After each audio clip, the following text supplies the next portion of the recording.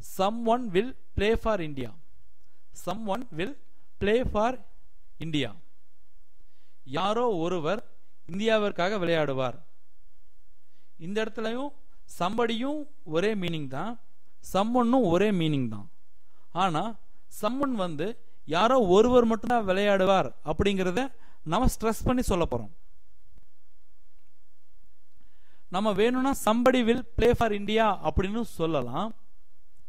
ஆனா someone will play for India அப்படின்னா என்ன மீனிங் அப்படின்னா யாரோ ஒருத்தர் மட்டும்தான் விளையாடுவார் அப்படிங்கறத நாம குறிப்பிட்டு சொல்ல விரும்புறோம்னு அர்த்தம். மறுபடியும் சொல்றேன், somebody will play for India அப்படின்னா somebody will play for India அப்படின்னா யாரோ இந்தியாவுக்காக விளையாடுவாங்க. இந்த இடத்துல நாம பெருசா எதையும் ஸ்ட்ரெஸ் பண்ணி சொல்லல.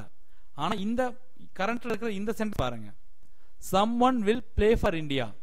இந்த இடத்துல someone அப்படிங்கிற வார்த்தையை ஏன் யூஸ் பண்றோம் அப்படின்னா யாரோ ஒருவர் மட்டும்தான் இந்தியாவுக்காக விளையாடுவாங்க அப்படிங்கறத நாம குறிப்பிட்டு சொல்றதுக்காக யூஸ் பண்ணுவோம். மற்றபடி somebodyயும் someoneனும் ஒன்னே தான்.